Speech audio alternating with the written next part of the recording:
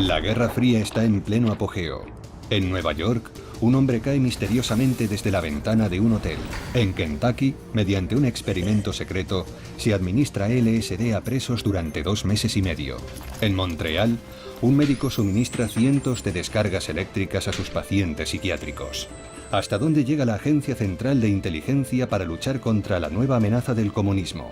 Guerra bacteriológica, lavado de cerebro, incluso asesinato. ¿Cuál es la verdadera historia detrás de los experimentos secretos de la CIA?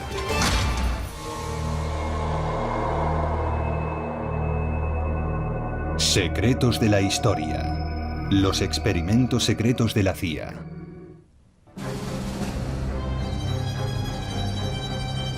Manhattan, 1953. 2 de la mañana en un gélido fin de semana de Acción de Gracias. El Hotel Statler en la 7ª Avenida.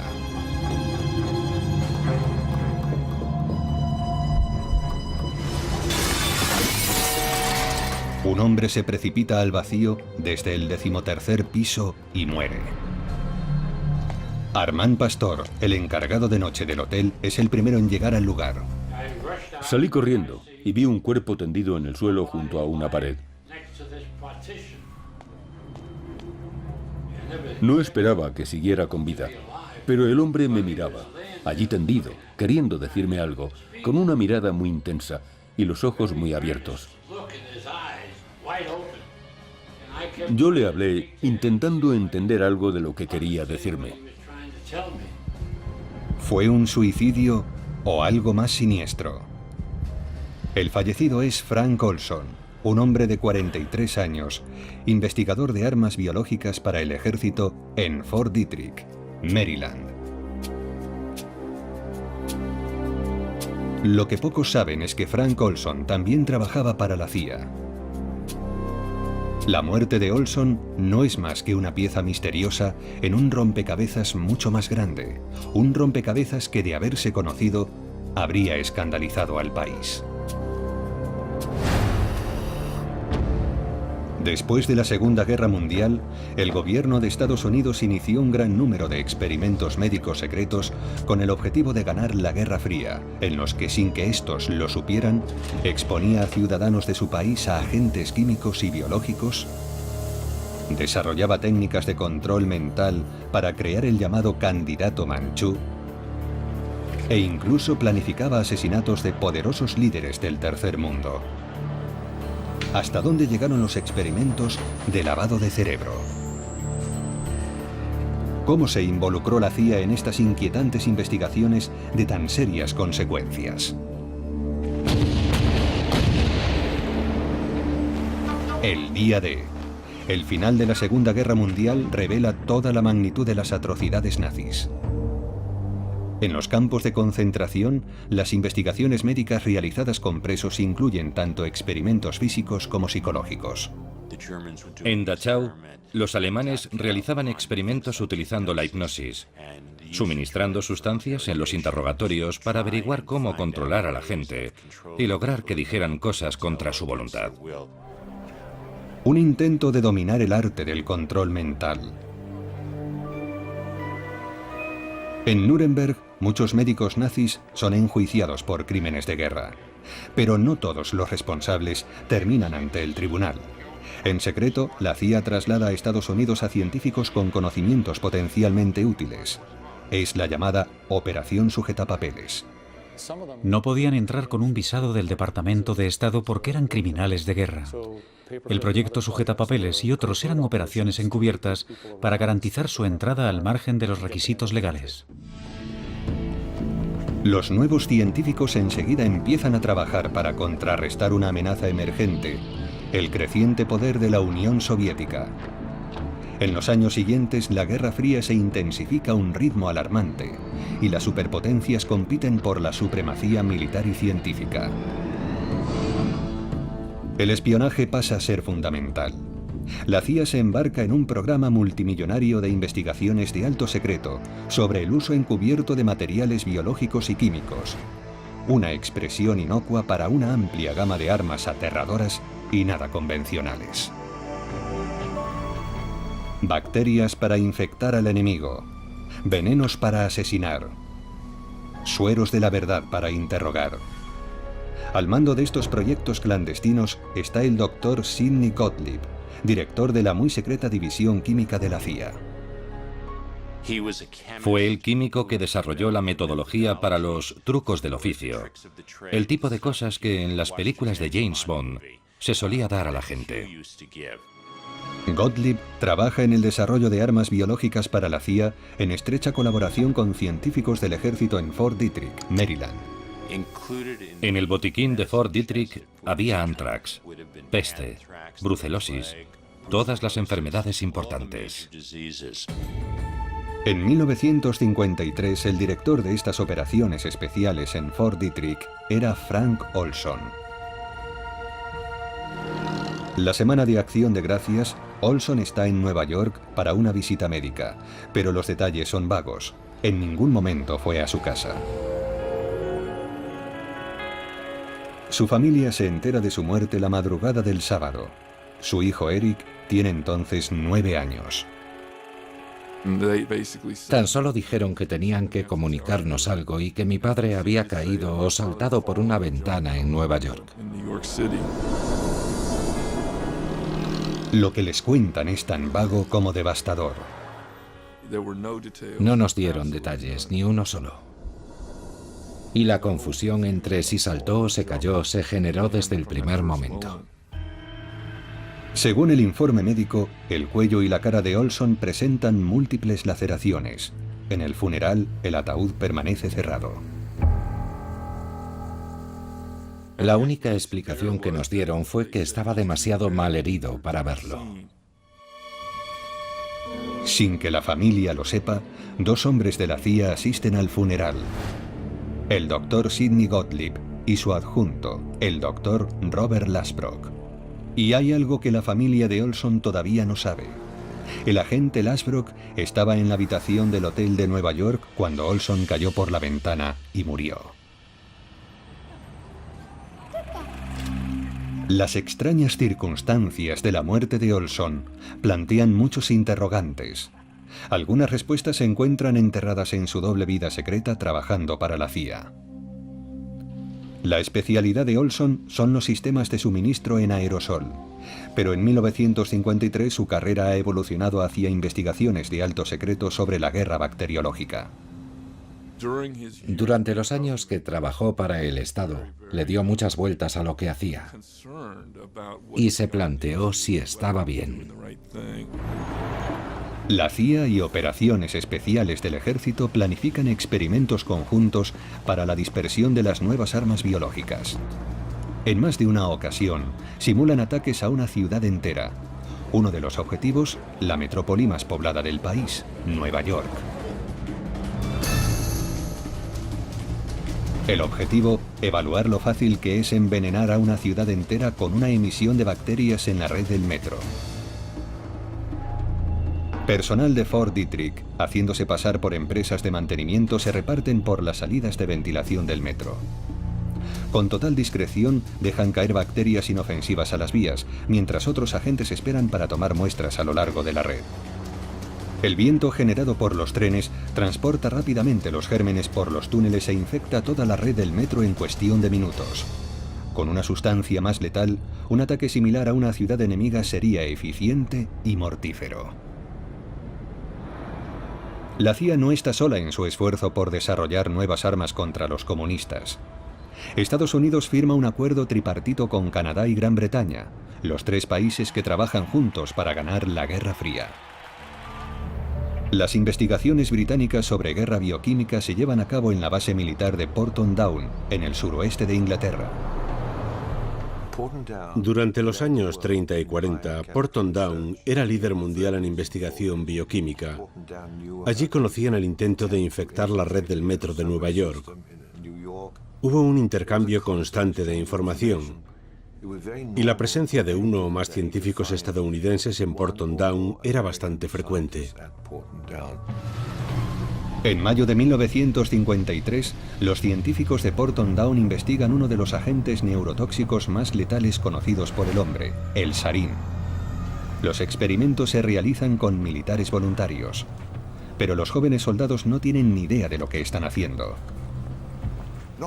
En el tablón había un anuncio, escrito a máquina, que decía textualmente: se necesitan voluntarios para ayudar a encontrar una cura para el resfriado común. Los participantes recibirán una paga adicional. Yo no sabía nada de guerra bioquímica. Era increíblemente ingenuo. Al ofrecerse voluntario, Ken Earl se convierte en un confiado conejillo de Indias en la guerra contra la Unión Soviética.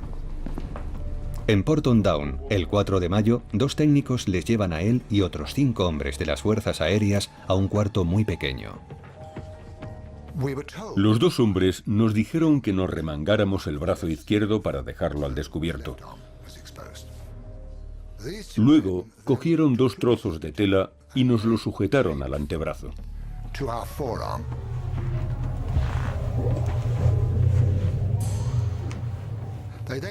Después nos dieron una careta antigas a cada uno y nos dijeron que no nos la podíamos quitar bajo ningún concepto. Entonces se cerró la puerta herméticamente. Era un cuartito muy pequeño. Y más tarde me enteré de que era una cámara de gas. Lo que te mete el miedo a la muerte en el cuerpo, desde luego. Y uno de los técnicos, con un vial y una pipeta, fue pasando de uno en uno y echando 20 gotas en 2 filas en el trozo de tela. Era un líquido transparente. Yo no sabía lo que era ni tampoco lo cuestioné. El líquido incoloro es el agente neurotóxico sarín. El brazo lo absorbe rápidamente a través de la piel. Los efectos son inmediatos. Empecé a sentir una claustrofobia insoportable. No imaginaba el terror que sientes al verte atrapado y no poder respirar bien, o tener la sensación de que no puedes respirar. Sudaba copiosamente. Me encontraba muy mal, y aún hoy tengo pesadillas sobre aquello. Después de media hora nos dejaron salir, y salimos jadeando, resoplando y sudando al aire libre, a una hermosa y soleada mañana de mayo, la dicha más absoluta. ¡Qué maravilla estar vivo! La documentación correspondiente indica claramente que el objetivo del experimento es determinar la dosis letal de gas sarín. No tardan en obtener la respuesta. 2 días después hicieron exactamente lo mismo a otro grupo de 6 hombres. Sentado en mi silla había un joven de 20 años llamado Ronald Madison. Y la verdad, a los 45 minutos estaba muerto. La muerte más horrible que se puede imaginar. Echando espuma por la boca. Un hombre lo describió como si le salieran huevos de rana por la boca, una muerte terrible. Teniendo en cuenta las fechas de su pasaporte y anteriores visitas conocidas a Porton Down, hay muchas probabilidades de que Frank Olson fuera testigo del fatídico experimento. Según el periodista de investigación Gordon Thomas, Olson expresa su preocupación a un hombre llamado William Sargant. El Dr. Sargant era la gran eminencia psiquiátrica en Gran Bretaña. Era el director del Departamento de Medicina Psicológica del Hospital St. Thomas de Londres. Durante la Guerra Fría, tanto la inteligencia británica como la estadounidense piden asesoramiento a Sargant. Él decidía si, por ejemplo, un agente de los servicios de inteligencia estaba bien o si iba a levantar la liebre o no. Frank Olson le cuenta a Sargant lo que ha visto en Porton Down. Le dijo que había visto cosas que no deberían ocurrir. Por lo visto, Sargant tiene sus dudas sobre Olson. ¿Se pueden seguir confiando al estadounidense importantes investigaciones secretas de la Guerra Fría? En el verano de 1953, la Guerra de Corea está llegando a su fin. Una impactante noticia inunda todas las televisiones y radios. Pilotos estadounidenses capturados confiesan haber lanzado armas biológicas en Corea del Norte. Las bombas bacteriológicas se cargaron 15 minutos antes de nuestra misión. Normalmente nuestros aviones se cargan 2 horas o más antes de una misión. Los Estados Unidos niegan rotundamente la acusación. Los Estados Unidos no han utilizado ni están utilizando ningún tipo de armamento bacteriológico en Corea.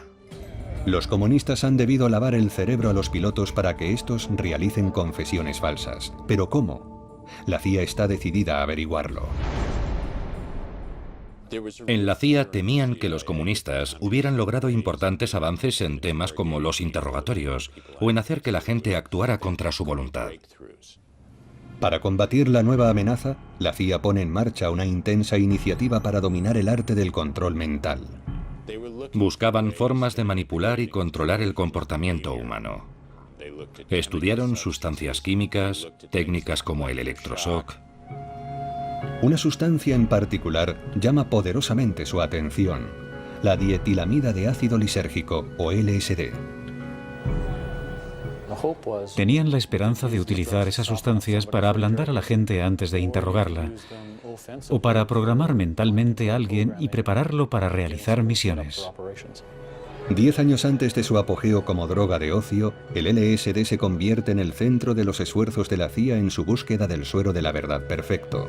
Solo hay un problema técnico: encontrar los candidatos adecuados. Un hombre de la CIA me dijo que no podían probarlo con las amas de casa del norte de Virginia, que no estaría bien. Así que buscaron gente de la calle y encontraron prostitutas, presos, gente perteneciente a minorías, cuyas vidas en ese momento no tenían tanto valor para la CIA como las de otra gente.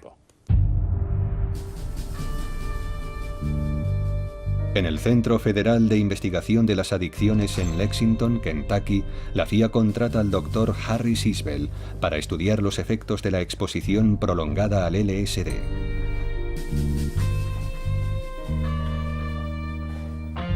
Los candidatos son prisioneros adictos a la heroína, en su mayoría afroamericanos.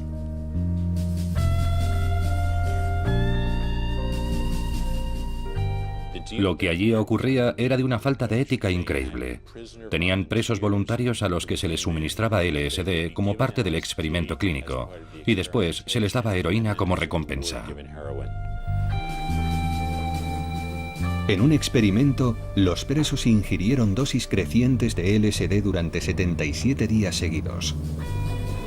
El Dr. Isbell lo calificó como la demostración de tolerancia a un fármaco más asombrosa que había visto jamás. Muchas de esas cosas vulneran el más mínimo sentido común y cualquier tipo de ética médica. Cualquiera pensaría que es imposible que un médico experimente con drogadictos, primero dándoles alucinógenos y después, como recompensa, suministrándoles más drogas adictivas. Pero eso ocurrió. Está perfectamente documentado. Instituciones de todo Estados Unidos se apuntan a las investigaciones de la CIA, sirviendo patrióticamente a su país en la lucha contra el comunismo. Mientras la CIA estudia los efectos del LSD en el individuo, el ejército amplía sus investigaciones aplicándolas a batallones enteros. Este experimento con drogas alucinógenas se grabó en la década de 1950. Se les administraba LSD y se les daba la orden de marchar en formación. Y en lugar de permanecer en formación, se desviaban en distintas direcciones, riendo, bromeando, sin ningún tipo de orden. El ejército buscaba una sustancia capaz de incapacitar al enemigo durante breves periodos de tiempo sin matarlo. Y al principio el LSD parecía poder ser útil para ese propósito. Para estas pruebas se utilizan voluntarios militares que saben que están tomando las sustancias. La CIA tiene en mente una misión muy distinta: probar las drogas sin el conocimiento de los sujetos. Se le podía administrar LSD a un diplomático ruso en una fiesta para conocer su reacción. ¿Podrías reclutarlo después? Lo importante era que los sujetos no lo supieran. La CIA monta casas seguras en Manhattan y San Francisco. Contratan a prostitutas para atraer a posibles sospechosos y administrarles LSD. Utilizan a mafiosos locales que se hacen pasar por agentes enemigos con secretos que compartir. La CIA escucha, con la esperanza de que la fatídica combinación de chica guapa y drogas haga hablar al hombre. El agente de narcóticos Ira Feldman es responsable de encontrar a esos sujetos no voluntarios. Teníamos prostitutas para que fueran a hablar con los hombres y les pusieran algo en la bebida, que más tarde me enteré que era LSD, y así hacerlos hablar. 10 o 15 minutos después, hablaban hasta por las orejas, ya fuera de secretos de Estado, de narcóticos o de asesinatos. Pero en el apogeo de la Guerra Fría, interrogar a los mafiosos locales es solo un primer ensayo. El verdadero desafío radica en las operaciones en el extranjero, en las inmediaciones del telón de acero. La Europa occidental y la Europa del Este fueron las primeras en la lucha contra el comunismo. Si llegaba un desertor y querían probar en él una sustancia nueva, mandaban a alguien de la inteligencia estadounidense. En la Alemania ocupada, la CIA perfecciona sus técnicas para descubrir la verdad. Las posibles víctimas para los interrogatorios son infinitas. Científicos desertores con valiosa información que compartir. Presuntos agentes dobles que venden secretos a los comunistas. Para la CIA, todos son carne de cañón. A una persona la llevaban a una casa en una ubicación segura. Allí la mantenían durante unos días, privándola quizá del sueño y de alimentos.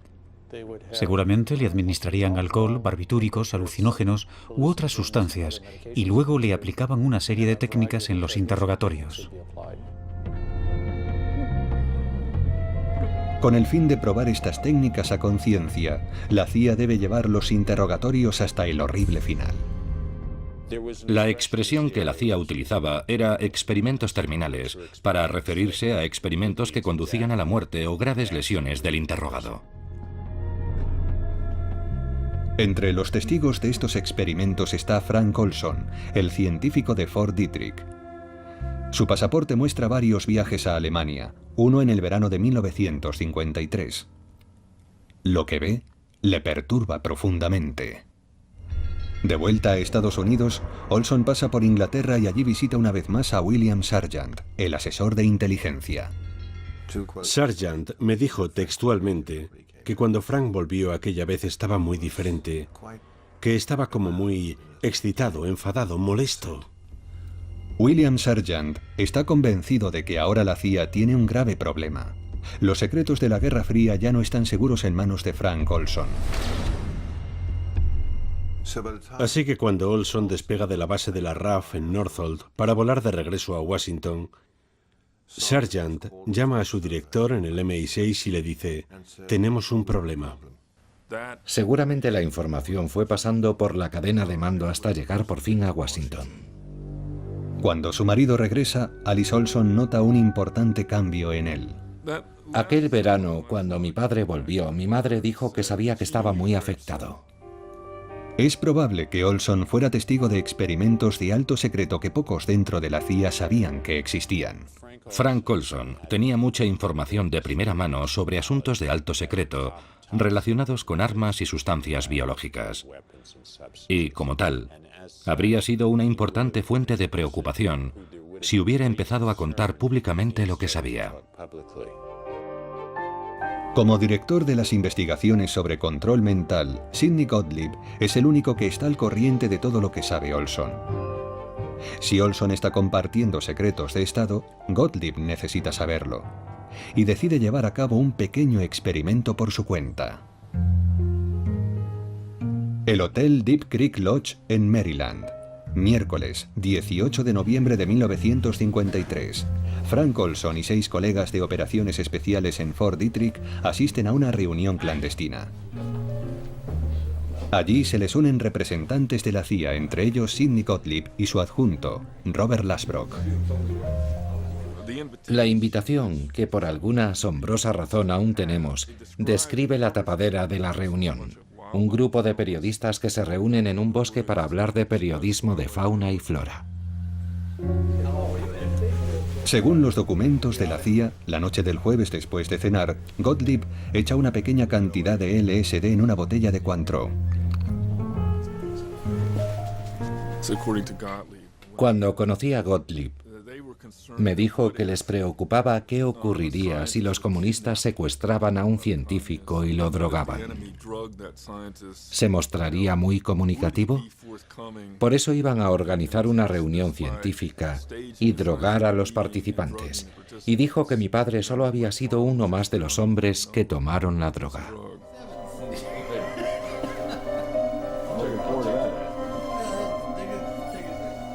Supuestamente, todos los científicos presentes, excepto 2, están drogados sin saberlo. 20 minutos más tarde, Gottlieb les cuenta lo que ha hecho, y la reunión se va deteriorando a medida que el narcótico va haciendo efecto. Pero lo que ocurre después sigue sin estar nada claro. Algunos creen que Olson es interrogado. Cuando vuelve a casa, está profundamente afectado. No estaba alucinado ni nada por el estilo, sencillamente estaba serio y disgustado. Dijo que había cometido un tremendo error y que había decidido que quería dejar su trabajo. En lugar de aceptar la renuncia de Olson, su jefe le envía a Nueva York para una terapia psiquiátrica. Va acompañado de Robert Lasbrock, de la CIA. Sin embargo, el médico que le atiende, Harold Abramson, no es psiquiatra, sino un especialista en alergias que ha estado experimentando con LSD para las investigaciones de la CIA sobre control mental. Las notas del médico revelan varias visitas de Olson a lo largo de la semana. El viernes por la tarde, Olson llama a casa a su esposa, Alice. Dijo que se encontraba mucho mejor, que solo quería tranquilizarla y que tenía ganas de verla al día siguiente. Pero a las 2 de la madrugada del sábado, Frank Olson cae desde el 13º piso del hotel y muere. La CIA asegura que es un suicidio. No dan ninguna explicación a la familia, pero en secreto, la conclusión es que la causa está en el LSD ingerido 9 días antes. Pero podía haber sido algo aún más siniestro. Según el encargado de noche, inmediatamente después de la muerte de Olson, el telefonista del hotel oye cómo Lasbrock llama al doctor Abramson. Y le dijo, ya se ha ido. Y el hombre al otro lado de la línea dijo, qué pena. Y ambos colgaron. La conversación es sospechosamente breve. El suicidio inesperado de un paciente de Abramson normalmente conllevaría una conversación más extensa. No creo que nunca oiga hablar de un caso en el que alguien que se suicida salte por una ventana cerrada. Creo que intentaba decirme que alguien lo había tirado por la puñetera ventana. Sea suicidio o asesinato, si William Sargant tiene razón y Frank Olson es una amenaza para la seguridad de la CIA, su muerte lo silencia para siempre. Los experimentos secretos de la CIA permanecen a salvo, por ahora. Después de la Guerra de Corea, llegan a Washington inquietantes informes de inteligencia. Cientos de soldados estadounidenses que aún permanecen cautivos son sometidos a experimentos de lavado de cerebro y después asesinados. En Estados Unidos, las investigaciones sobre control mental se intensifican. El nuevo objetivo es hacer que un individuo se convierta en útil a un control impuesto, hasta el punto de que realice actos contra su voluntad de los que después no tendrá recuerdo. Empieza la búsqueda de un asesino programado, un candidato manchú de carne y hueso. En el clásico de Hollywood dirigido por John Frankenheimer, un soldado hipnotizado es programado para asesinar a un candidato presidencial. Al igual que en la película, la CIA intenta crear sus propios asesinos programados utilizando la hipnosis y las drogas. Se crea otra identidad que se oculta mediante amnesia, y luego usando un código de acceso que solo el creador conoce, se le hace sacar la nueva identidad para la misión que se desee. Para producir un asesino de ese tipo, la CIA se enfrenta a dos retos principales: cómo inducir amnesia y cómo programar el nuevo comportamiento. En 1957, el Dr. Ewen Cameron, un eminente psiquiatra de Montreal, cree tener las respuestas. La CIA lo buscó porque su trabajo les había llamado la atención. En particular, dos de sus técnicas: el electroshock intensivo y lo que él llamaba conducción psíquica. Cameron aplica sus técnicas bajo la apariencia de una terapia normal. Es difícil expresar lo espantoso y horrible que es lo que Cameron propone y lo que nuestra administración financia. Era una técnica en 3 partes que empezaba con el intento de eliminar pautas de comportamiento anteriores. Esto se lograba administrando repetidamente intensas descargas eléctricas hasta que el paciente dejaba de convulsionar. Después, Cameron hace escuchar al paciente mensajes grabados a través de unos cascos sujetos a la cabeza. Esa conducción psíquica les obliga a escuchar los mensajes grabados interminablemente durante semanas para programar un nuevo comportamiento.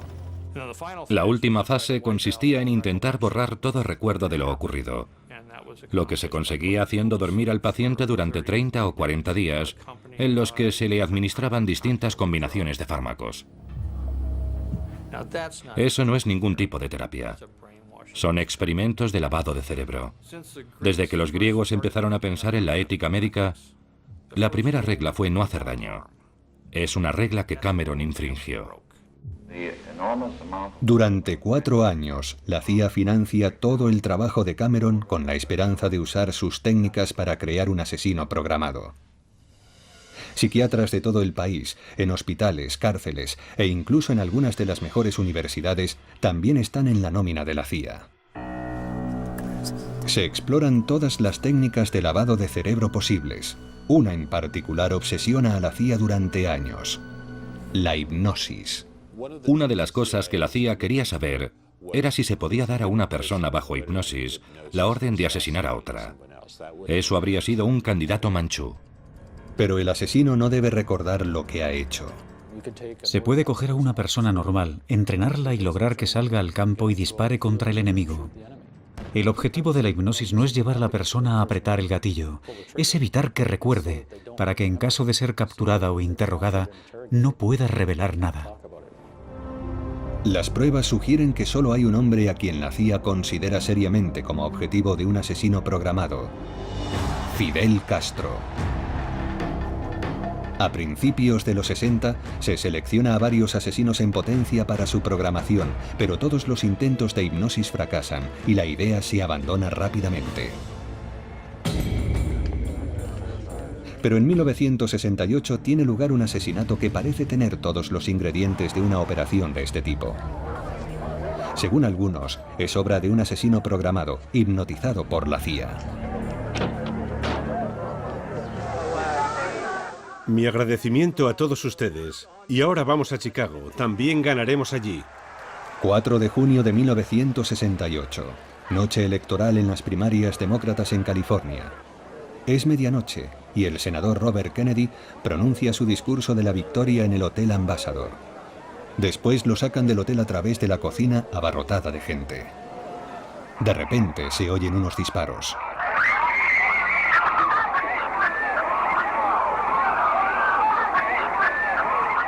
«26 horas más tarde, Robert Kennedy es declarado muerto. Mientras se llevan a su atacante, el joven Sirhan Vishara Sirhan, de 24 años, varios testigos reparan en su extraña actitud, como si estuviera en trance. Parecía estar como en un sueño. No recordaba ninguno de los detalles de lo que acababa de hacer ni podía explicarlo. Le dijeron lo que había hecho y se quedó estupefacto. La aparente pérdida de memoria de Sirhan es aprovechada por los defensores de la teoría de la conspiración. Están convencidos de que es un candidato manchú hipnotizado por la CIA para asesinar a Kennedy y la culminación de 2 décadas de investigación de control mental. ¿Pero por qué quiere la CIA a Robert Kennedy muerto? El abogado de Sirhan cree que hay 3 motivos. El primero, Vietnam. Bob Kennedy estaba radicalmente en contra de la guerra de Vietnam. El final de esa guerra habría afectado muy negativamente los balances de algunas de las mayores empresas del país, que estaban ganando auténticas fortunas con la guerra. El segundo motivo, Cuba. Bob Kennedy había llegado a la conclusión de que era el momento de alcanzar un acuerdo con Castro en Cuba, lo que no le hacía muy popular. Y por último, la muerte de su hermano. Quería reabrir la investigación del asesinato de su hermano y eso ponía a mucha gente muy nerviosa. Los partidarios de la teoría de la conspiración creen que la CIA había programado a Sirhan mediante la hipnosis. Antes del juicio, el psiquiatra Bernard Diamond le examina en muchas ocasiones.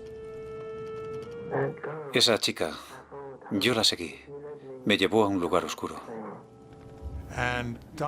Diamond estaba convencido de que lo habían programado y de que esa programación había sido tan intensa y había quedado tan profundamente grabada en su psique que se ha mantenido con él hasta hoy. A día de hoy, Sirhan no sabe qué pasó. La amnesia programada es un ingrediente clave para una operación tipo candidato Manchú. Sirhan también afirma haber sido hipnotizado antes. Él había estudiado la Orden de Rosacruz, una antigua orden mística dedicada a la mejora personal. Una de las herramientas que utilizan para concentrar la mente hacia el interior es la hipnosis. Sirhan describió ejercicios de autohipnosis tipo meditación, y en sus diarios hay mucha repetición, repetición, repetición. Robert Kennedy debe morir. Robert Kennedy debe morir. A mí me parecen repeticiones en estado de trance, centrándose en la misión, centrándose en la misión, centrándose en la misión. En la película El candidato Manchú, el detonante de la misión del asesino es una carta, la reina de diamantes. Pero puede ser cualquier cosa. Los documentos de la CIA describen gestos de la mano, tonos por teléfono, palabras. Se puede hipnotizar a alguien y programar el detonante que sea para que el sujeto entre en ese estado de trance. Numerosos testigos afirman haber visto a una mujer con un vestido de lunares hablando con Sirhan en la cocina momentos antes de los disparos. Llevaba un vestido de lunares. ¿Y el pelo? ¿De qué color era? Castaño. Para los teóricos de la conspiración, esa misteriosa mujer es la reina de diamantes de Sirhan, la que le da la señal de disparar. El Sirhan supuestamente hipnotizado saca el arma en el momento justo, pero no efectúa el disparo mortal.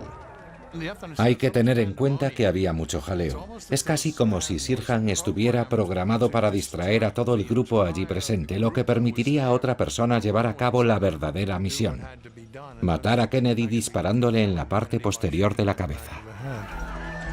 Las pruebas balísticas parecen apoyar esta afirmación. Robert Kennedy recibe el impacto de 3 balas, todas disparadas desde atrás. El tiro mortal es disparado a pocos centímetros de su cráneo, pero Sirhan en ningún momento se acerca tanto.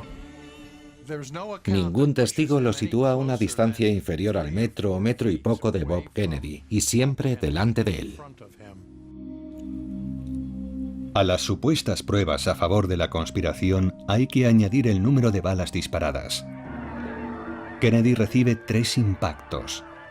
5 de los presentes también resultan heridos, y varios impactos más de bala se localizan en las puertas y el techo, lo que sugiere al menos 10 disparos.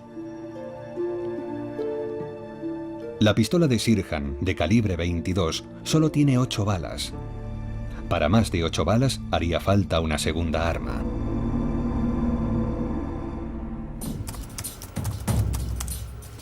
El historiador Mel Leighton ha pasado años investigando el asesinato. Intenta localizar a la joven del vestido de lunares que supuestamente fue vista hablando con Sirhan. Después de repasar las imágenes tomadas aquella noche en el Hotel Ambassador, he aislado la imagen de una joven con un vestido de lunares, de pie junto a un hombre que se parece a Sirhan. Pero no es él. Es posible que las declaraciones de los testigos sobre una joven con un vestido de lunares con Sirhan sean una confusión de identidad. Leighton cree que Sirhan pudo haber disparado a Kennedy de cerca por detrás, incluso estando situado a 1 metro delante del senador. Cuando Kennedy se abría paso entre la multitud por la cocina, en un momento dado se volvió hacia su izquierda para dar la mano a los trabajadores. Kennedy estira el brazo, presentando a Sirhan el lado derecho de su cuerpo. A Robert Kennedy le disparan bajo la axila, porque evidentemente estaba levantando el brazo derecho como reacción defensiva, y después el arco de la pistola iba siguiendo la cabeza de Kennedy mientras éste se desplomaba. Para determinar el número de balas disparadas, Eaton envía una copia de la única grabación completa de audio que existe del asesinato a Steve Barber, un especialista en acústica.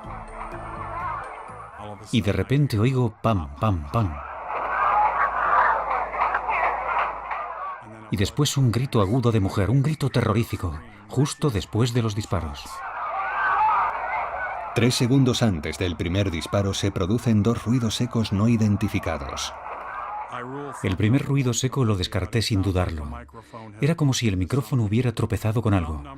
El segundo ruido, creo que o bien es el golpe de una puerta contra la pared o un globo al explotar. El gráfico de la grabación muestra claramente un pico cada vez que se dispara el arma. Se ve perfectamente que se dispararon 8 balas. Si los partidarios de la teoría de la conspiración creen que hay más de 8 disparos, tendrán que explicar por qué no se captan más disparos en la grabación. Para Eaton no existe la menor duda. Sirhan fue el único asesino y la CIA no tuvo nada que ver. Muchos especialistas en hipnosis cuestionan la validez de toda la teoría del candidato manchú. No creo que ese supuesto detonante capaz de poner a una persona en estado hipnótico para cometer un asesinato funcione. Por lo visto, la CIA llega a la misma conclusión. En 1968, después de invertir millones de dólares, la agencia abandona las investigaciones para programar un asesino hipnotizado, tras llegar a la conclusión de que es inviable. No renuncias a tu voluntad. No te conviertes en un ingenuo, un chivo expiatorio o un autómata sin voluntad, a pesar de algunas creencias populares que así lo creen. En 1972, Sidney Gottlieb pone fin a las investigaciones de la CIA para el control biológico y químico de la conducta humana, alegando su peso cada vez menor en las operaciones clandestinas. El pueblo estadounidense sigue completamente ajeno a la existencia del programa de control mental de la CIA. Pero el 11 de junio de 1975, el periódico Washington Post publica un artículo sobre un científico civil que tomó LSD sin saberlo y se tiró por la ventana de un hotel de Manhattan. No se mencionan nombres, pero los Olson reconocen inmediatamente la historia de la muerte de su padre 22 años antes. Deciden denunciarlo públicamente. Allí están las principales cadenas de televisión del país, y los Olson añaden el nombre de Frank Olson a la lista de víctimas de la CIA. La fuente del artículo que describe la muerte de Frank Olson es el informe de la Comisión Rockefeller. Consecuencia del escándalo Watergate, es una investigación presidencial sobre actividades ilícitas de la CIA dentro del país. La familia Olson decide demandar a la agencia por el homicidio involuntario de su padre. Su muerte fue el resultado de una negligencia y unas ilegalidades de la CIA a una escala difícil de imaginar. Y a los 10 días estábamos sentados en el despacho oval de la Casa Blanca recibiendo una disculpa del mismísimo Gerald Ford. La familia recibe una indemnización de $750.000 por la muerte de Frank Olson.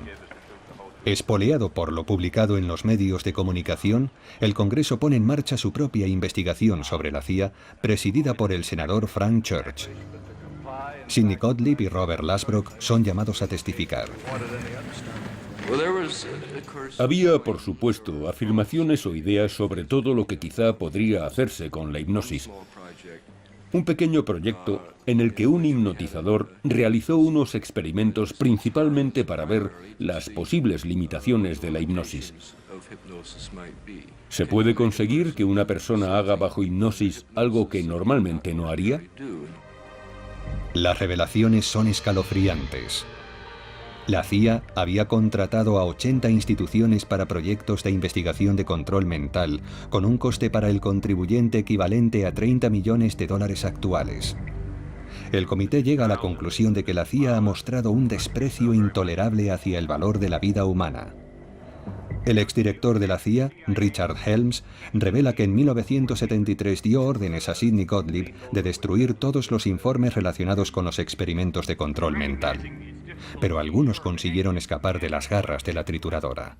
No le quepa la menor duda de que en cualquier otro organismo de la administración siempre hay un contable que tiene una copia de los documentos, y los informes financieros incluyen descripciones de programas y propuestas de proyectos. Entre los documentos desclasificados por la CIA hay varios informes internos escritos inmediatamente después de la muerte de Frank Olson. Los documentos describen el incidente en el hotel Deep Creek Lodge como un experimento leve con una dosis muy pequeña de LSD, cuyos blancos son todos los hombres presentes excepto 2. Por lo visto, nadie tuvo una reacción anormal a la droga. Pero también hay un informe de Harold Abramson, el asesor de la CIA que vio a Olson la semana siguiente. Según él, el experimento se diseñó específicamente para atrapar a Frank Olson. Las contradicciones obsesionan a Eric Olson durante años.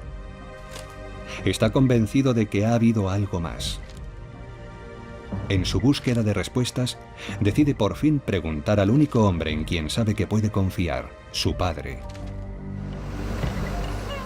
Cuando la retroexcavadora empezó a cavar, era una mañana de principios de junio de 1994, pensé, sí, por fin vamos a aclarar todo esto. El catedrático forense James Stars supervisa el proceso de exhumación. El cuerpo estaba, ¿cómo diría yo?, excepcionalmente bien conservado.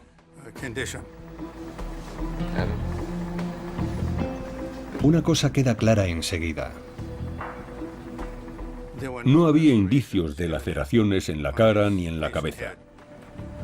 Lo que contradice explícitamente el informe médico y la versión que la CIA da a los Olson. Había algo más que la CIA no quería que viera la familia. Lo que sí está presente, pero no se menciona en el informe médico, es una fuerte contusión encima del ojo izquierdo. Pero Olson golpeó el suelo primero con los pies y después cayó hacia atrás. Puede ser que alguien, tal y como habíamos supuesto, primero le golpeara en la cabeza, dejándolo incapaz de protegerse, y después hiciera lo inevitable, tirarlo por la ventana. Si eso es cierto, Frank Olson fue asesinado. Durante su investigación, Eric Olson hace un descubrimiento inquietante. El mismo año de la muerte de Frank Olson, la CIA publica su primer manual del asesinato. El manual del asesinato especifica la mejor forma de matar a alguien y hacer que parezca un accidente. Para ellos, la mejor forma de hacerlo es una caída desde una ventana alta como mínimo a 22 metros. Y dice, primero hay que dejar al sujeto sin sentido con un golpe en la sien justo encima de uno de los ojos, antes de lanzarlo al vacío. La descripción coincide al 100% con lo que encontramos y lo que interpretamos a partir de los restos del Dr. Olson. Creo que a Frank Olson lo arrojaron por la ventana de forma intencionada, deliberada, con malicia y con premeditación. Pero el periodista de investigación John Marks discrepa. He dedicado muchísimo tiempo a investigar este asunto y nunca he encontrado ninguna prueba de que Olson fuera empujado por la ventana. Hay que aceptar que cuando realizas ese tipo de trabajo para el Estado, que es ilícito e inmoral, tienes que estar preparado para aceptar las consecuencias, que incluyen la eliminación de personas problemáticas. ¿Qué otra tapadera se puede presentar aparte del suicidio? En la lucha contra el comunismo, el Estado sacrificó los derechos de muchos individuos. Cuando el catedrático Stars preguntó a Sidney Gottlieb sobre los experimentos secretos de la CIA en seres humanos, Gottlieb afirmó que hoy volvería a hacer lo mismo. Me dijo, lo que usted no sabe es que yo tenía la seguridad del país en mis manos. Durante la Guerra Fría, parecía que casi todo estaba justificado, y si estabas en contra, no eras un patriota. En el clima de la Guerra Fría, o en toda la historia humana, la idea básica es que la guerra es terrible. Y hay que hacer muchas cosas terribles por las que mucha gente muere o resulta herida. Pero lo justificamos porque tenemos que hacer lo que sea para proteger este país. Esta es una de nuestras contradicciones como sociedad. ¿Qué podemos justificar en nombre de la seguridad nacional? ¿Podemos justificar las atrocidades médicas? Por lo visto, sí.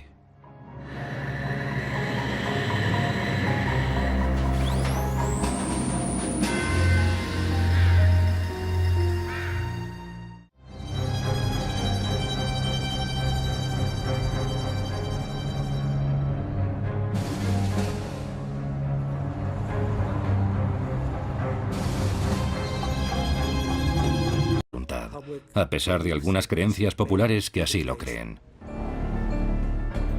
En 1972, Sidney Gottlieb pone fin a las investigaciones de la CIA para el control biológico y químico de la conducta humana, alegando su peso cada vez menor en las operaciones clandestinas. El pueblo estadounidense sigue completamente ajeno a la existencia del programa de control mental de la CIA. Pero el 11 de junio de 1975, el periódico Washington Post publica un artículo sobre un científico civil que tomó LSD sin saberlo y se tiró por la ventana de un hotel de Manhattan. No se mencionan nombres, pero los Olson reconocen inmediatamente la historia de la muerte de su padre 22 años antes. Deciden denunciarlo públicamente. Allí están las principales cadenas de televisión del país, y los Olson añaden el nombre de Frank Olson a la lista de víctimas de la CIA.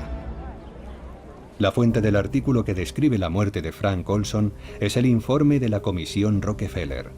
Consecuencia del escándalo Watergate, es una investigación presidencial sobre actividades ilícitas de la CIA dentro del país. La familia Olson decide demandar a la agencia por el homicidio involuntario de su padre. Su muerte fue el resultado de una negligencia y unas ilegalidades de la CIA a una escala difícil de imaginar. Y a los 10 días estábamos sentados en el despacho oval de la Casa Blanca recibiendo una disculpa del mismísimo Gerald Ford. La familia recibe una indemnización de $750.000 por la muerte de Frank Olson. Espoleado por lo publicado en los medios de comunicación, el Congreso pone en marcha su propia investigación sobre la CIA, presidida por el senador Frank Church. Sidney Gottlieb y Robert Lasbrock son llamados a testificar. Había, por supuesto, afirmaciones o ideas sobre todo lo que quizá podría hacerse con la hipnosis. Un pequeño proyecto en el que un hipnotizador realizó unos experimentos principalmente para ver las posibles limitaciones de la hipnosis. ¿Se puede conseguir que una persona haga bajo hipnosis algo que normalmente no haría? Las revelaciones son escalofriantes. La CIA había contratado a 80 instituciones para proyectos de investigación de control mental, con un coste para el contribuyente equivalente a $30 millones actuales. El comité llega a la conclusión de que la CIA ha mostrado un desprecio intolerable hacia el valor de la vida humana.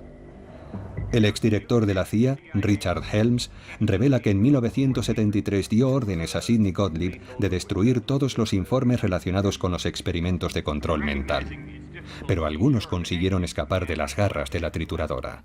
No le quepa la menor duda de que en cualquier otro organismo de la administración dejaba de convulsionar. Después, Cameron hace escuchar al paciente mensajes grabados a través de unos cascos sujetos a la cabeza. Esa conducción psíquica les obliga a escuchar los mensajes grabados interminablemente durante semanas para programar un nuevo comportamiento. La última fase consistía en intentar borrar todo recuerdo de lo ocurrido, lo que se conseguía haciendo dormir al paciente durante 30 o 40 días, en los que se le administraban distintas combinaciones de fármacos. Eso no es ningún tipo de terapia. Son experimentos de lavado de cerebro. Desde que los griegos empezaron a pensar en la ética médica, la primera regla fue no hacer daño. Es una regla que Cameron infringió. Durante 4 años, la CIA financia todo el trabajo de Cameron con la esperanza de usar sus técnicas para crear un asesino programado.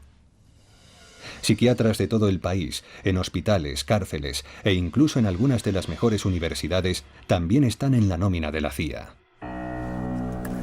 Se exploran todas las técnicas de lavado de cerebro posibles. Una en particular obsesiona a la CIA durante años: la hipnosis.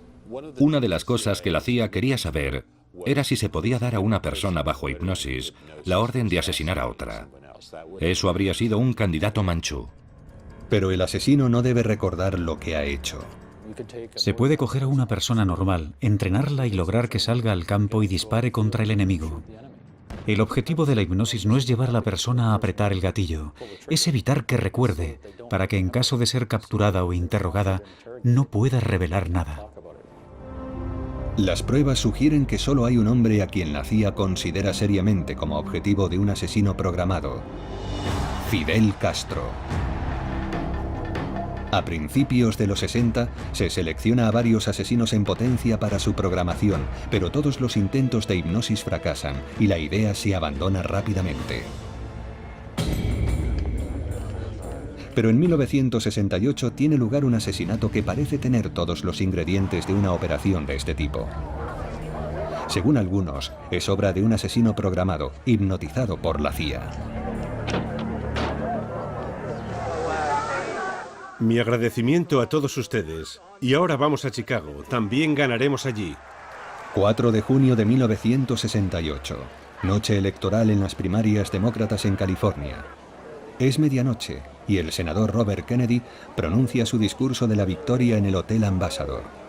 Después lo sacan del hotel a través de la cocina abarrotada de gente. De repente se oyen unos disparos.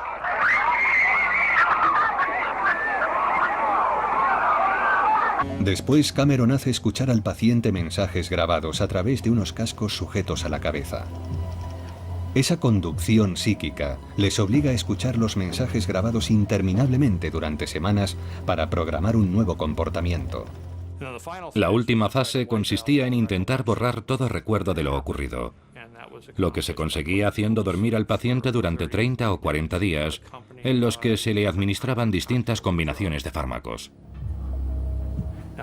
Eso no es ningún tipo de terapia. Son experimentos de lavado de cerebro. Desde que los griegos empezaron a pensar en la ética médica, la primera regla fue no hacer daño. Es una regla que Cameron infringió. Durante 4 años, la CIA financia todo el trabajo de Cameron con la esperanza de usar sus técnicas para crear un asesino programado.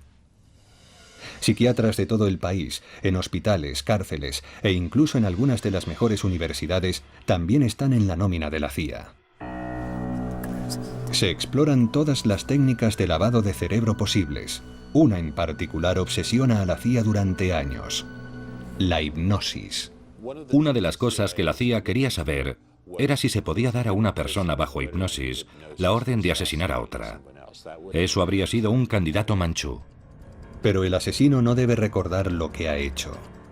Se puede coger a una persona normal, entrenarla y lograr que salga al campo y dispare contra el enemigo.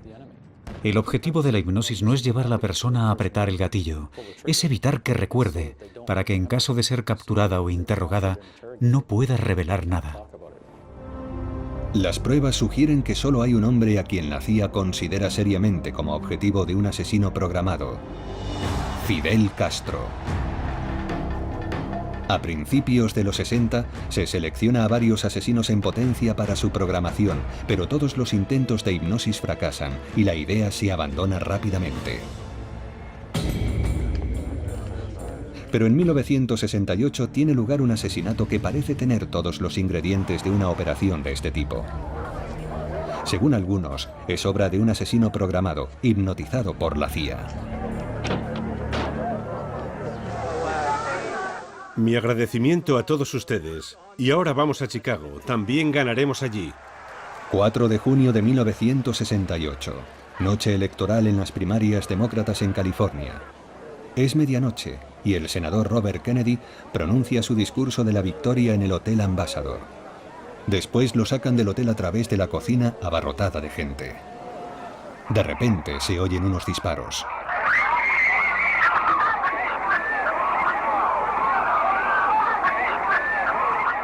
«26 horas más tarde, Robert...»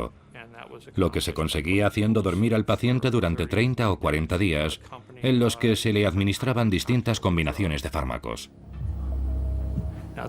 Eso no es ningún tipo de terapia. Son experimentos de lavado de cerebro. Desde que los griegos empezaron a pensar en la ética médica, la primera regla fue no hacer daño. Es una regla que Cameron infringió. Durante 4 años, la CIA financia todo el trabajo de Cameron con la esperanza de usar sus técnicas para crear un asesino programado. Psiquiatras de todo el país, en hospitales, cárceles e incluso en algunas de las mejores universidades, también están en la nómina de la CIA. Se exploran todas las técnicas de lavado de cerebro posibles. Una en particular obsesiona a la CIA durante años: la hipnosis. Una de las cosas que la CIA quería saber era si se podía dar a una persona bajo hipnosis la orden de asesinar a otra. Eso habría sido un candidato manchú. Pero el asesino no debe recordar lo que ha hecho. Se puede coger a una persona normal, entrenarla y lograr que salga al campo y dispare contra el enemigo. El objetivo de la hipnosis no es llevar a la persona a apretar el gatillo, es evitar que recuerde, para que en caso de ser capturada o interrogada, no pueda revelar nada. Las pruebas sugieren que solo hay un hombre a quien la CIA considera seriamente como objetivo de un asesino programado: Fidel Castro. A principios de los 60 se selecciona a varios asesinos en potencia para su programación, pero todos los intentos de hipnosis fracasan y la idea se abandona rápidamente. Pero en 1968 tiene lugar un asesinato que parece tener todos los ingredientes de una operación de este tipo. Según algunos, es obra de un asesino programado, hipnotizado por la CIA. Mi agradecimiento a todos ustedes. Y ahora vamos a Chicago. También ganaremos allí. 4 de junio de 1968. Noche electoral en las primarias demócratas en California. Es medianoche y el senador Robert Kennedy pronuncia su discurso de la victoria en el Hotel Ambassador. Después lo sacan del hotel a través de la cocina abarrotada de gente. De repente se oyen unos disparos.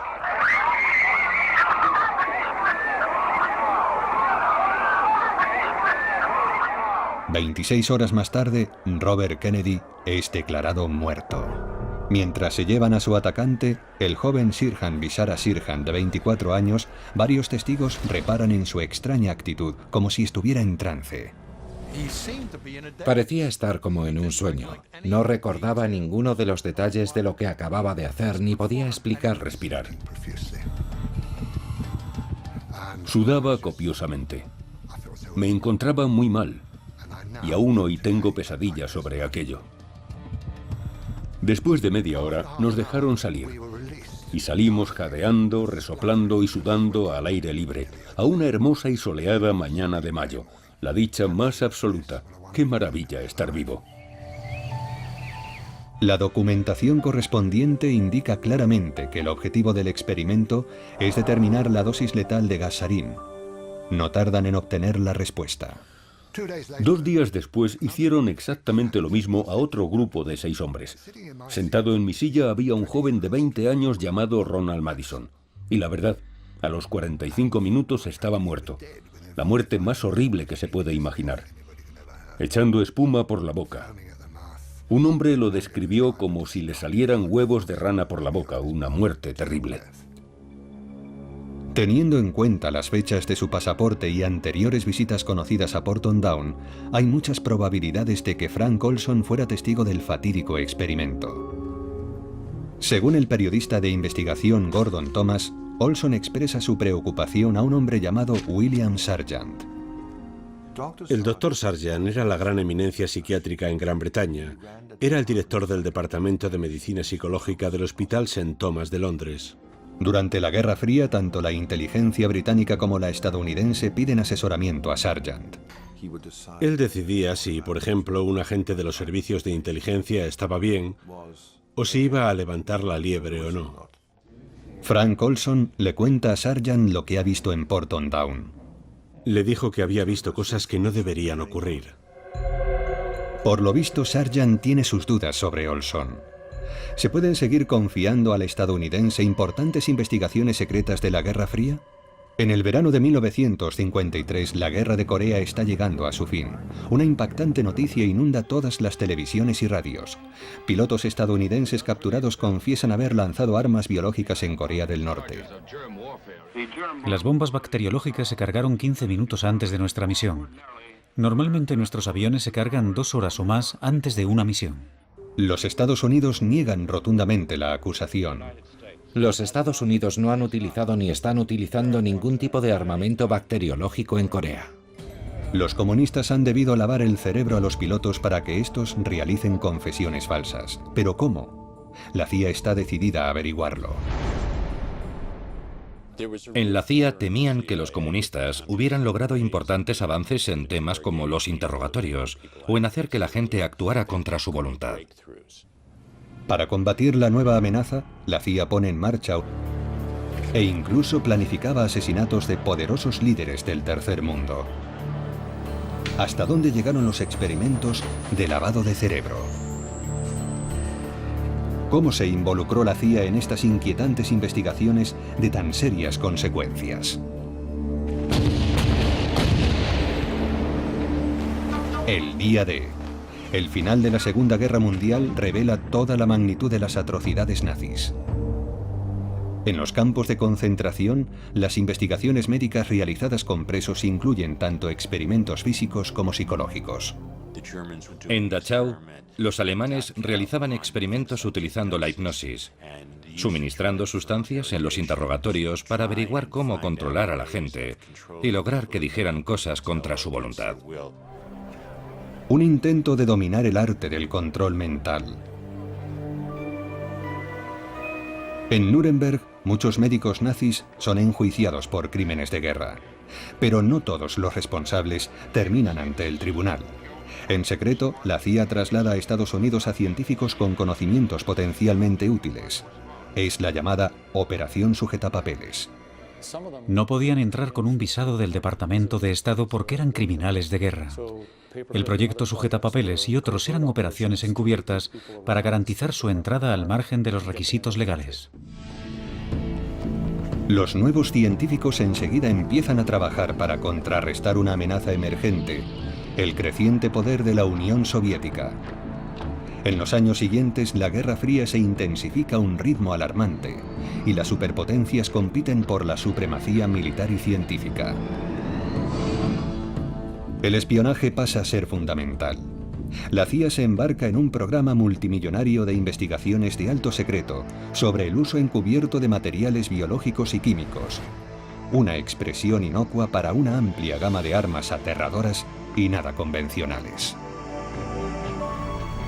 Bacterias para infectar al enemigo, venenos para asesinar, sueros de la verdad para interrogar. Al mando de estos proyectos clandestinos está el Dr. Sidney Gottlieb, director de la muy secreta División Química de la CIA.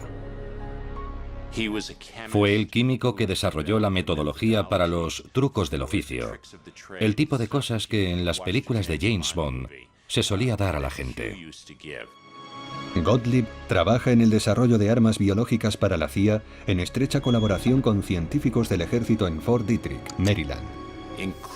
En el botiquín de Fort Detrick había anthrax, peste, brucelosis, todas las enfermedades importantes.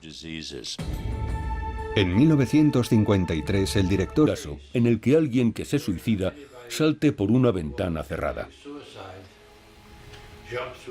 Creo que intentaba decirme que alguien lo había tirado por la puñetera ventana. Sea suicidio o asesinato, si William Sargant tiene razón y Frank Olson es una amenaza para la seguridad de la CIA, su muerte lo silencia para siempre. Los experimentos secretos de la CIA permanecen a salvo, por ahora. Después de la Guerra de Corea, llegan a Washington inquietantes informes de inteligencia. Cientos de soldados estadounidenses que aún permanecen cautivos son sometidos a experimentos de lavado de cerebro y después asesinados. En Estados Unidos, las investigaciones sobre control mental se intensifican. El nuevo objetivo es hacer que un individuo se convierta en útil a un control impuesto, hasta el punto de que realice actos contra su voluntad de los que después no tendrá recuerdo. Empieza la búsqueda de un asesino programado, un candidato manchú de carne y hueso. En el clásico de Hollywood dirigido por John Frankenheimer, un soldado hipnotizado es programado para asesinar a un candidato presidencial. Al igual que en la película, la CIA intenta crear sus propios asesinos programados utilizando la hipnosis y las drogas. Se crea otra identidad que se oculta mediante amnesia, y luego, usando un código de acceso que solo el creador conoce, se le hace sacar la nueva identidad para la misión que se desee. Para producir un asesino de ese tipo, la CIA se enfrenta a dos retos principales: cómo inducir amnesia y cómo programar el nuevo comportamiento. En 1957, el Dr. Ewen Cameron, un eminente psiquiatra de Montreal, cree tener las respuestas. La CIA lo buscó porque su trabajo les había llamado la atención. En particular, dos de sus técnicas: el electroshock intensivo y lo que él llamaba conducción psíquica. Cameron aplica sus técnicas bajo la apariencia de una terapia normal. Es difícil expresar lo espantoso y horrible que es lo que Cameron propone y lo que nuestra administración financia. Era una técnica en 3 partes que empezaba con el intento de eliminar pautas de comportamiento anteriores. Esto se lograba administrando repetidamente intensas descargas eléctricas hasta que el paciente dejaba de convulsionar.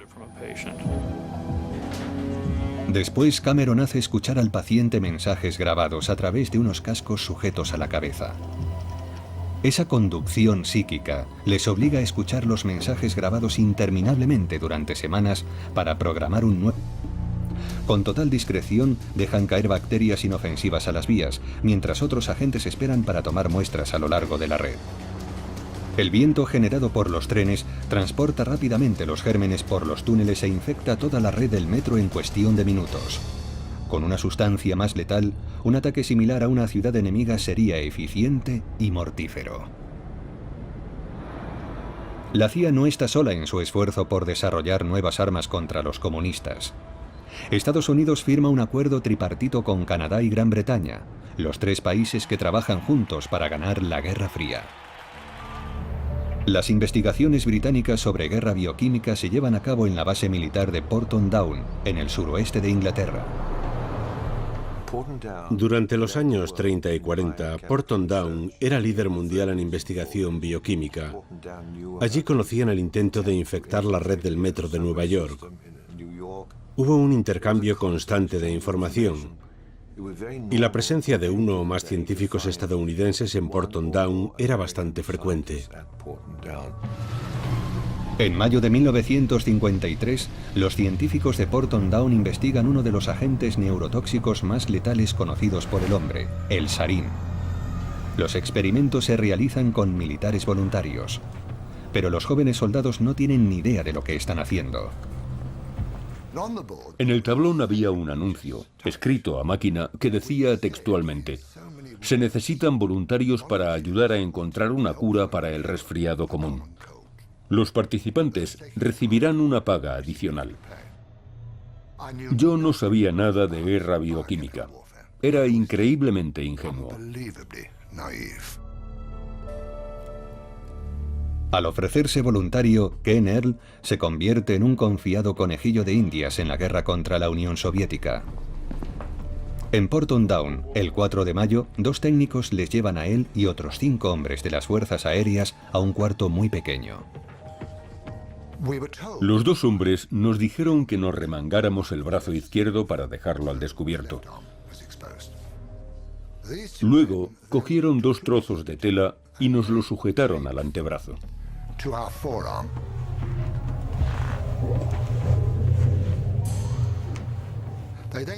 Después nos dieron una careta antigas a cada uno y nos dijeron que no nos la podíamos quitar bajo ningún concepto. Entonces se cerró la puerta herméticamente. Era un cuartito muy pequeño. Y más tarde me enteré de que era una cámara de gas. Lo que te mete el miedo a la muerte en el cuerpo, desde luego. Y uno de los técnicos... Una carta. La reina de diamantes. Pero puede ser cualquier cosa. Los documentos de la CIA describen gestos de la mano, tonos por teléfono, palabras. Se puede hipnotizar a alguien y programar el detonante que sea para que el sujeto entre en ese estado de trance. Numerosos testigos afirman haber visto a una mujer con un vestido de lunares hablando con Sirhan en la cocina momentos antes de los disparos. Llevaba un vestido de lunares. ¿Y el pelo? ¿De qué color era? Castaño. Para los teóricos de la conspiración, esa misteriosa mujer es la reina de diamantes de Sirhan, la que le da la señal de disparar. El Sirhan supuestamente hipnotizado saca el arma en el momento justo, pero no efectúa el disparo mortal. Hay que tener en cuenta que había mucho jaleo. Es casi como si Sirhan estuviera programado para distraer a todo el grupo allí presente, lo que permitiría a otra persona llevar a cabo la verdadera misión: matar a Kennedy disparándole en la parte posterior de la cabeza. Las pruebas balísticas parecen apoyar esta afirmación. Robert Kennedy recibe el impacto de 3 balas, todas disparadas desde atrás. El tiro mortal es disparado a pocos centímetros de su cráneo, pero Sirhan en ningún momento se acerca tanto.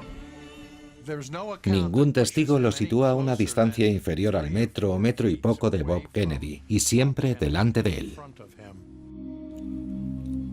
A las supuestas pruebas a favor de la conspiración hay que añadir el número de balas disparadas. Kennedy recibe 3 impactos. 5 de los presentes también resultan heridos, y varios impactos más de bala se localizan en las puertas y el techo, lo que sugiere al menos 10 disparos.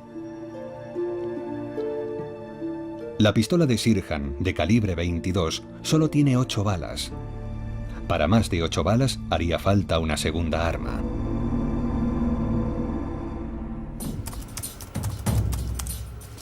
El historiador Mel Leighton ha pasado años investigando el asesinato.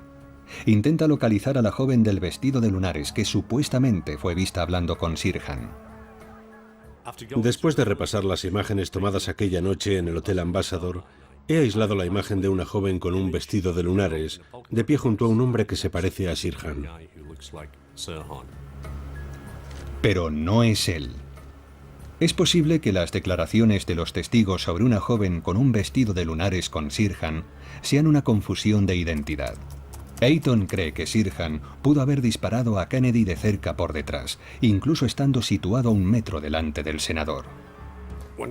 Cuando Kennedy se abría paso entre la multitud por la cocina, en un momento dado se volvió hacia... Conviertes en un ingenuo, un chivo expiatorio o un autómata sin voluntad, a pesar de algunas creencias populares que así lo creen. En 1972, Sidney Gottlieb pone fin a las investigaciones de la CIA para el control biológico y químico de la conducta humana, alegando su peso cada vez menor en las operaciones clandestinas. El pueblo estadounidense sigue completamente ajeno a la existencia del programa de control mental de la CIA. Pero el 11 de junio de 1975, el periódico Washington Post publica un artículo sobre un científico civil que tomó LSD sin saberlo y se tiró por la ventana de un hotel de Manhattan. No se mencionan nombres, pero los Olson reconocen inmediatamente la historia de la muerte de su padre 22 años antes. Deciden denunciarlo públicamente. Allí están las principales cadenas de televisión del país, y los Olson añaden el nombre de Frank Olson a la lista de víctimas de la CIA. La fuente del artículo que describe la muerte de Frank Olson es el informe de la Comisión Rockefeller. Consecuencia del escándalo Watergate, es una investigación presidencial sobre actividades ilícitas de la CIA dentro del país. La familia Olson decide demandar a la agencia por el homicidio involuntario de su padre. Su muerte fue el resultado de una negligencia y unas ilegalidades de la CIA a una escala difícil de imaginar. Y a los 10 días estábamos sentados en el despacho oval de la Casa Blanca recibiendo una disculpa del mismísimo Gerald Ford. La familia recibe una indemnización de $750.000 por la muerte de Frank Olson. Espoleado por lo publicado en los medios de comunicación, el Congreso pone en marcha su propia investigación sobre la CIA, presidida por el senador Frank Church. Sidney Gottlieb y Robert Lasbrook son llamados a testificar. Había, por supuesto, afirmaciones o ideas sobre todo lo que quizá podría hacerse con la hipnosis. Un pequeño proyecto en el que un hipnotizador realizó unos experimentos principalmente para ver las posibles limitaciones de la hipnosis. ¿Se puede conseguir que una persona haga bajo hipnosis algo que normalmente no haría? Las revelaciones son escalofriantes. La CIA había contratado a 80 instituciones para proyectos de investigación de control mental, con un coste para el contribuyente equivalente a 30 millones de dólares actuales. El comité llega a la conclusión de que la CIA ha mostrado un desprecio intolerable hacia el valor de la vida humana. El exdirector de la CIA, Richard Helms, revela que en 1973 dio órdenes a Sidney Gottlieb de destruir todos los informes relacionados con los experimentos de control mental. Pero algunos consiguieron escapar de las garras de la trituradora. Un control impuesto, hasta el punto de que realice actos contra su voluntad de los que después no tendrá recuerdo. Empieza la búsqueda de un asesino programado, un candidato manchú de carne y hueso. En el clásico de Hollywood dirigido por John Frankenheimer, un soldado hipnotizado es programado para asesinar a un candidato presidencial. Al igual que en la película, la CIA intenta crear sus propios asesinos programados utilizando la hipnosis y las drogas. Se crea otra identidad que se oculta mediante amnesia, y luego usando un código de acceso que solo el creador conoce, se le hace sacar la nueva identidad para la misión que se desee. Para producir un asesino de ese tipo, la CIA se enfrenta a dos retos principales: cómo inducir amnesia y cómo programar el nuevo comportamiento. En 1957, el Dr. Ewen Cameron, un eminente psiquiatra de Montreal, cree tener las respuestas. La CIA lo buscó porque su trabajo les había llamado la atención. En particular, dos de sus técnicas: el electroshock intensivo y lo que él llamaba conducción psíquica. Cameron aplica sus técnicas bajo la apariencia de una terapia normal. Es difícil expresar lo espantoso y horrible que es lo que Cameron propone y lo que nuestra administración financia. Era una técnica en 3 partes que empezaba con el intento de eliminar pautas de comportamiento anteriores. Esto se lograba administrando repetidamente intensas descargas eléctricas hasta que el paciente dejaba de convulsionar. Después, Cameron hace escuchar al paciente mensajes grabados a través de unos cascos sujetos a la cabeza. Esa conducción psíquica les obliga a escuchar los mensajes grabados interminablemente durante semanas para programar un nuevo comportamiento. La última fase consistía en intentar borrar todo recuerdo de lo ocurrido, lo que se conseguía haciendo dormir al paciente durante 30 o 40 días, en los que se le administraban distintas combinaciones de fármacos. Eso no es ningún tipo de terapia. Son experimentos de lavado de cerebro.